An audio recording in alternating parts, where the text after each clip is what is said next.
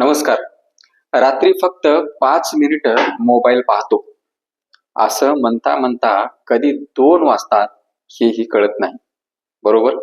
आणि मग सकाळी उठल्यावरती शरीर थकल्यासारखं वाटतं, डोकं जड पडल्यासारखं वाटतं, डोळे थोडे लाल झाल्यासारखे वाटतात. पण तुम्हाला माहिती आहे का, मोबाईलचा हा छोटासा स्क्रीन तुमची झोप, मेंदू आणि मानसिक आरोग्य हळूहळू खराब करत असतो.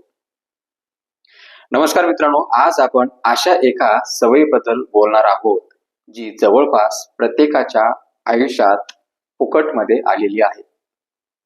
मोबाईल, लॅपटॉप आणि टेलिव्हिजनचा अतिवापर, विशेषतः रात्री उशीरपर्यंत स्क्रीन समोर बसण्याच्या सवयी. आजकाल सकाळपासून रात्रीपर्यंत आपलं आयुष्य पूर्णपणे स्क्रीन भोवती फिरतं. जगामध्ये 70% असे लोक आहेत. मग ते ऑफिसचं काम लॅपटॉपवरती, मोकळा वेळ मिळाला की मोबाईलवरती, आणि जेवताना टीव्ही, मनोरंजन म्हणून. इतकंच काय, झोपण्याआधीही अनेकाच्या हातात मोबाईल असतातच. असं पर्सेंटेज किती आहे तर जवळपास 50%. काही जण सोशल मीडिया स्क्रोल करत बसतात, काही व्हिडिओ पाहत बसतात, तर काही जण रात्री उशीरपर्यंत चॅटिंग करत बसतात. पण या सवयीचा आपल्या शरीरावरती किती मोठा परिणाम होतो हे अनेकांना माहितीच नसतं.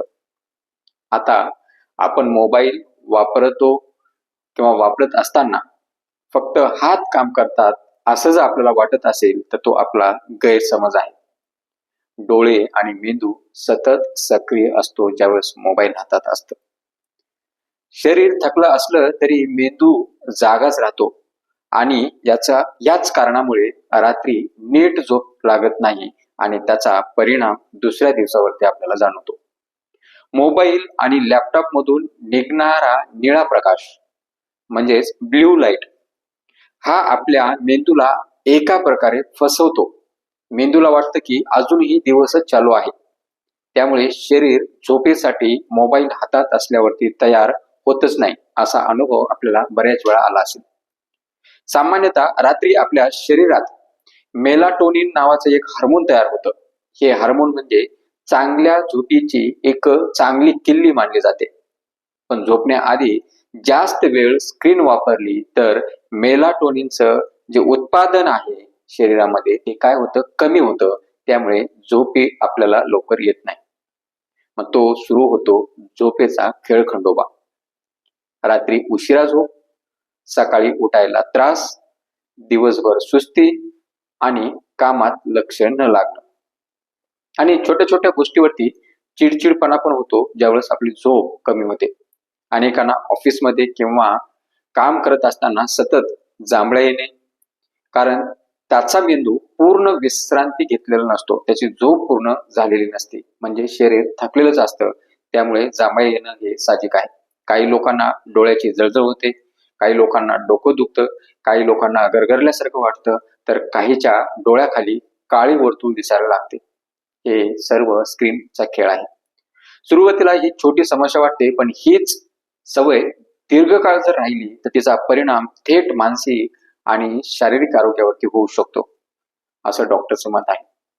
सतत अपुरी झोप आणि सतत ताणतणावामध्ये राहिल्यामुळे त्याचा परिणाम हृदयावरती ताण येऊ शकतो, एकाग्रता कमी होऊ शकते, तसेच चिंता आणि तणाव वाढण्याचाही धोका जाणू शकतो किंवा येऊ शकतो.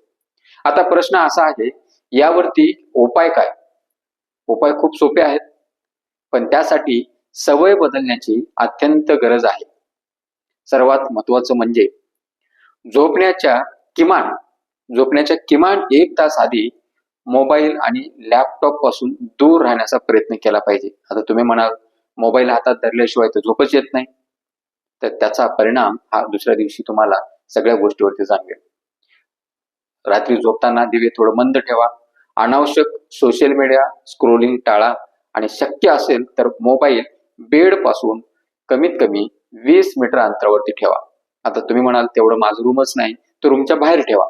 जर दिवसभर स्क्रीन समोर काम करावं लागत असेल तर दर 20 ते 30 मिनिटांनी काही सेकंदासाठी का होईना किंवा एखाद्या मिनिटासाठी का होईना डोळ्याला विश्रांती देणं अत्यंत गरजेचं आहे.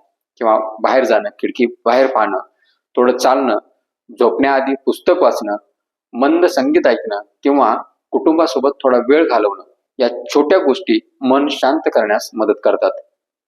जर ह्या गोष्टी केल्या तर एकतर मोबाईलची सवय तुटू शकते आणि जे शरीरावरती विपरीत परिणाम होणार आहे, झोपेवरती विपरीत परिणाम होणार आहे, तो होणार नाही. त्यामुळे काय होईल, झोप चांगली लागेल, आराम मिळेल आणि झोप तुमचा दररोजचा जो रुटीन आहे तो ताजेतवानेपणे चांगले जाईल. शरीर आणि मेंदू पुन्हा ताजेतवाना करण्यासाठी अत्यंत आवश्यक अशा ह्या 3-4 गोष्टी आहेत. प्रत्येक डॉक्टर सतत सांगत असतात 7 ते 8 तास झोप होणं अत्यंत गरजेचं आहे.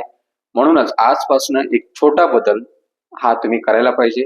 रात्री मोबाईल कमी वापरा आणि स्वतःच्या आरोग्याला प्राथमिक प्राधान्य द्या, कारण एक चांगली झोप तुमचं संपूर्ण आयुष्य बदलू शकतं.